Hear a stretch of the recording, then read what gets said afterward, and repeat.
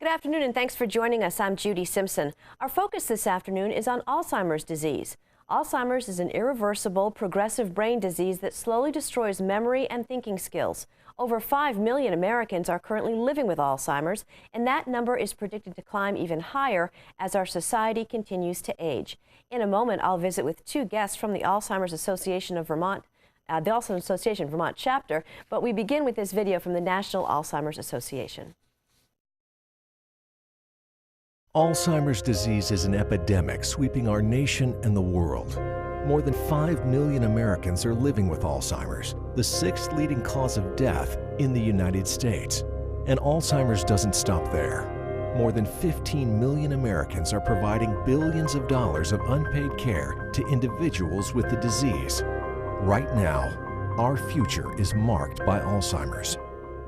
But at the Alzheimer's Association, we're committed to another future. A future where we have treatments and methods of prevention. A future where it's easier to be diagnosed and receive quality care and support. A future that's filled with hope. With the help of our constituents and donors, we're working every day to make this future a reality and to achieve our vision of a world without Alzheimer's disease. As the world's leading nonprofit funder of Alzheimer's disease research, we've been a part of every major scientific advancement during the last 30 years. Through our International Grants Research Program, we've awarded more than $300 million to over 2,100 scientists. We convened the Alzheimer's Association International Conference, the world's leading forum for the field. No other organization provides the same level of care and support to those facing the disease. Through local support groups, education programs, our 24/7 helpline, and our award-winning website, we offer around-the-clock resources to help caregivers and individuals at any stage of the disease. As a leader on Capitol Hill, we helped to pass the National Alzheimer's Project Act and are working alongside the government to implement the first comprehensive national plan to address Alzheimer's. We rally a nationwide network of more than 500,000 advocates, including those living with Alzheimer's, to speak to legislators on a federal and local level. We raise awareness so more people seek a diagnosis and can begin treatment and plan for the future. Our community events, such as Walk to End Alzheimer's and The Longest Day, raise funds for the cause and elevate the profile of a disease that so few truly understand. At the Alzheimer's Association, we've made a choice to envision a different future, and we're moving closer to it every day. But we need your help. As individuals, as families, as communities, as a nation, as a world. Stand up and make a difference. Join us. Together, we can create a world without Alzheimer's disease. Well, joining me now are two members of the Alzheimer's Association Vermont chapter, Executive Director Martha Richardson and Outreach Specialist Jessie Cornell. Thank you so much for being with us. Thank you for having us. Let's start out, Martha, by giving us a sort of snapshot of the scope and impact of Alzheimer's in Vermont. You know, this is one of the questions that we all have. What exactly is the impact? So estimates right now say in Vermont, 11,500 people, growing to as much as 20,000 people in 2025. But the real question is, while we don't have diagnosis and people aren't talking about it, those could be such underestimated numbers. And we're really working to try and get our arms around it here in Vermont, especially. How many people are really dealing with it? So right now, probably low numbers, 11,500. So given sort of the epidemic proportions of Alzheimer's, how is Vermont doing and what can be done to sort of make things better? So what we need to do is get everybody actively involved, increase concern and awareness, and develop programs that really support those people who are in the early stages. Because without those supports, who's going to come forward and say, yes, I really want to discuss it? And Jessie has created a wonderful program with some partners in the community that I'd love her to talk about. Judy, we're really very fortunate to have community agencies such as the Center on Aging helping spearhead some of the work that we're doing. Just for example's sake, collaborating with different agencies and groups and individuals across Chittenden County to develop a memory cafe. There's a memory cafe already happening in Montpelier, so really exciting things on that front. A memory cafe is the opportunity for families to come together in a supportive and social network, usually once a month, and it takes on the flavor of whatever that community is hoping to find and support. So it's such a great way to bring community members together and provide that sense of connection. Why do you think that is so important? I mean, I just know from my personal experience when my father was first diagnosed with Alzheimer's, it was hard socially. My parents are very social, and once friends started to notice differences, and they'd ask, put my mother's side and say, what's going on? And it just is, it can be very isolating. It can be incredibly isolating, both for the family enduring the disease, as well as the family or the social network that is surrounding them. Providing people with the tools to understand how to cope with this disease is an essential component of that. So as Martha indicated, we need to make sure that there's programming designed for people specifically in the early stage so that we can empower them to create social networks that are outside of their traditional norms and meet people that are of their peer group, that are experiencing similar concerns and symptoms and changes, and look at building a new community so that they have that sense of connection to reduce the risk of isolation and depression that often accompanies a diagnosis. Is that kind of typical that the first hurdle is to sort of understand the diagnosis, and maybe some people don't want to ask their doctor or don't want to sort of divulge that they may think they're having some symptoms? I think that there's still really a lot of stigma that goes around this, and that feeling of I've done something wrong and now I have Alzheimer's. And what we're really trying to do is erase that feeling. We don't know what causes Alzheimer's, so nobody's doing something that is just wrong and causing this. So we've got to get rid of that stigma, get people more comfortable talking about it. And what we see is nearly everyone knows someone who's dealing with some form of dementia. This is out of the closet, so to speak, and we need to just get more comfortable in talking about it and supporting those people around us who are dealing with it. How is the diagnosis made? Well, it can be easily made in talking with your physician, your primary care doctor most of the time. So what part of our work is really getting the primary care community comfortable with going ahead and talking about mental cognitive issues. So one of the things we really love to promote is in the Medicare wellness visit, let's get a baseline of how you're doing cognitively. Then we can know everything's fine right now.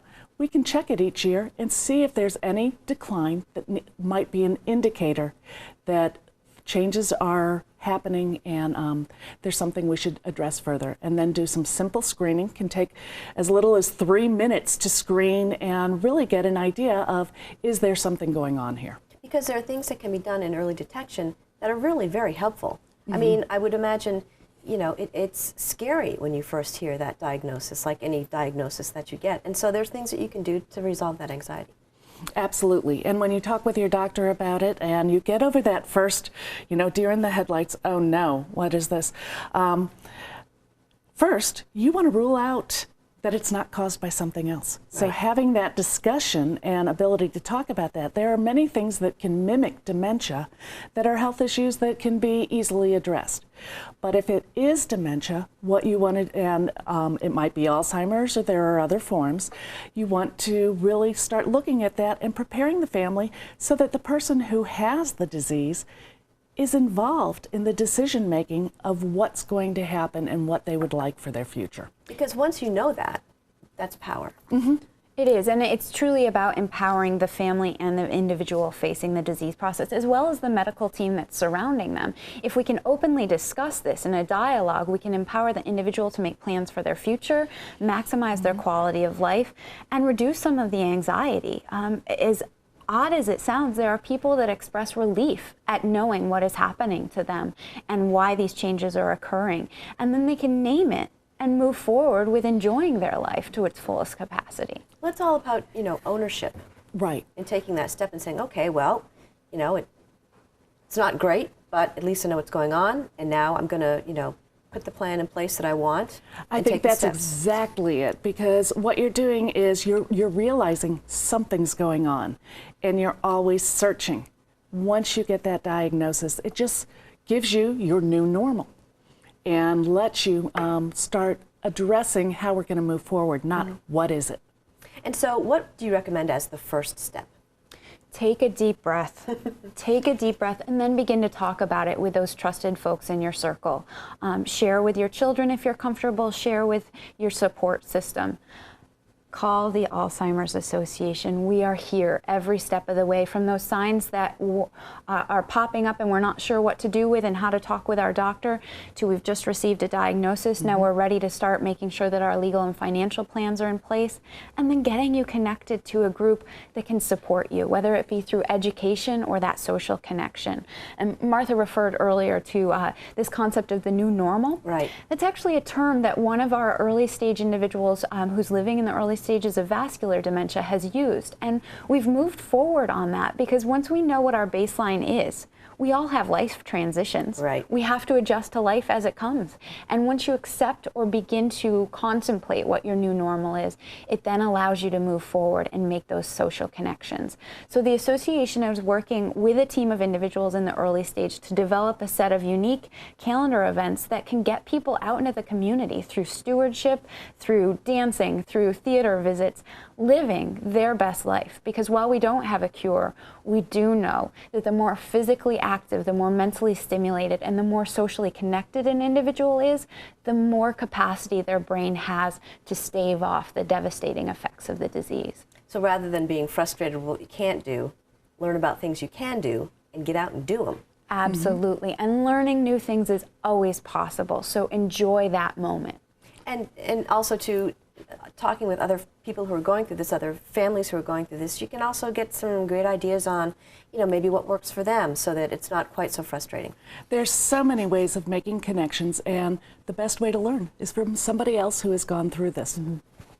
The other thing I love is the people who are in the early stages are the best people to be out in the communities talking about Alzheimer's and being our ambassadors and being our advocates for really changing the conversation. And so in the video that we saw at the beginning of the program, we learned that the vision of Alzheimer's Association is a world without Alzheimer's. So what goes into making that a reality? Well, I think really talking about you having people advocate and getting the word out and increasing that awareness. I was just looking this morning at our website. We've had so much growth in the number of people who've said, yes, I want to be an ambassador and an advocate. 3 years ago, it was under 250 people. Really? Okay. Today, 1,534 people signed up, taking action, and helping us get the word out. So when we get the word out, things like the National Alzheimer's Plan go into effect. And we are so excited as an organization and as a field to have had this year's budget, the 2014 budget, just pass with $122 million dedicated to Alzheimer's research and support and services. And this is in a time when no disease is being called out and named as having specific dollars tied to it. The 24-hour hotline, too, is something that is involved. It absolutely is. The 24-hour helpline is absolutely crucial for folks to realize that they can speak with a master's level care consultant, night or day, free of charge and completely confidential. Anonymous, if you prefer. Just make that connection. Educate yourself about what the disease means. Have a safe and open place to vent or share your concerns. Learn about the resources that are in your community and connect yourself with programs and support groups, whether they be online or in person. How can we as a community help to move the mission forward? Get involved. This is one of the biggest things that we can do, whether it's in getting involved in one of our events, and we have many of them, getting involved with our advocacy, partnering with us, sharing their stories. It's really what moves it is sharing the stories of people involved and dealing with Alzheimer's. And there's something called the Longest Day. Can you tell us about that? Oh, the Longest Day is a wonderful new, what we call our signature event. Many people are familiar with our Walk to End Alzheimer's, but we also have June 21st, the longest day of the year, as a day where teams across the country are getting together, and from dawn until dusk, they're putting together their own tailored family event or community event to raise funds for Alzheimer's. We support them in doing this, but it's not like the walk where you have to come to Shelburne Museum, which is our primary walk. This can be doing whatever you love. If you love baking, if you love knitting, if you love playing bridge, it allows you with your circle of friends to get involved and support and hold your own memorial to maybe someone who you have loved and lost or is dealing with it. And is there a phone number that people can call to find out more about this, or website? Absolutely. Both our helpline, which handles everything, 1-800-272-3900, sorry about that, or actually the office, 316-3839. I want to thank you both for joining us today. A very important topic. Thank you. Thank you, Judy. That's our program for today. I'm Judy Simpson. We'll see you again next time on Across the Fence.